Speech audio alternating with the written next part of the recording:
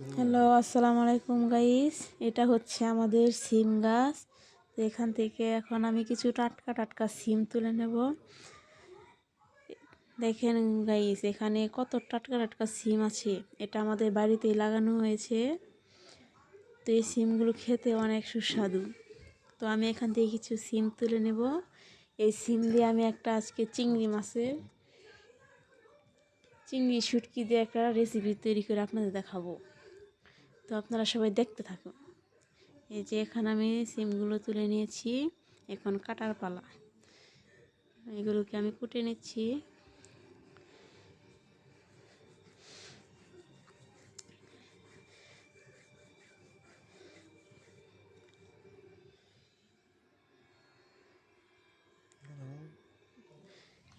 এভাবে সবগুলো আমি কুটে নিব। এখন উনুনে কড়াই দিয়ে দিলাম, তেল দিয়ে দিয়েছি। এখন পেঁয়াজ, কাঁচামরিচ আর রসুন কুচি দিয়ে দিলাম। এগুলো এখন ভেজে নিতে হবে। এটা ততক্ষণ বাঁচতে হবে ততক্ষণ না এটা কালার চেঞ্জ হচ্ছে। আমরা গ্রামের মানুষ, আমরা মাটির হেসেলে সবসময় রান্না করি। মাটির হেসেলে রান্নায় অনেক মজা হয়। আমি এখন এখানে মশলা দিয়েছি, হলুদ গুঁড়ো, মরিচ গুঁড়ো, জিরে গুঁড়ো, ধনিয়া গুঁড়ো আর স্বাদ মতো লবণ। এখন এটাকে ভালো করে কষিয়ে নিতে হবে। আর এদিকে আমি শুটকি মাছ নিয়েছি, টাকি মাছের শুটকি আর চিংড়ি শুটকি। তো এগুলো দিয়ে আজকে রান্না হবে। এখন এগুলো আমি দিয়ে দেব।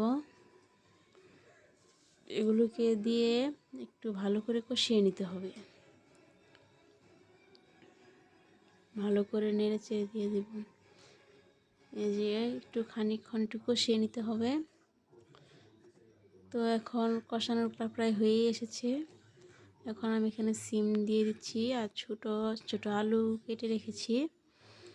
এই ছোট আলু দিয়ে সিম খেতে কিন্তু অনেক মজা হয়। আমার কাছে এই ছোট আলুটা অনেক বেশি মজা লাগে। ভালো করে নেড়ে চেড়ে মিশিয়ে নিতে হবে। এভাবে কিছুক্ষণ কষিয়ে নেবেন। এখানে আমি টমেটো দিয়ে দিয়েছি। এখন কষানো হয়ে গেলে পরিমাণ মতো সোড়া দিয়ে দেবেন।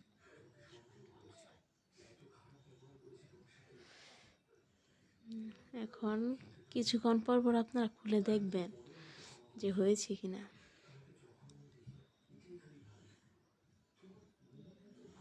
একটু নেড়ে চেড়ে দিবেন।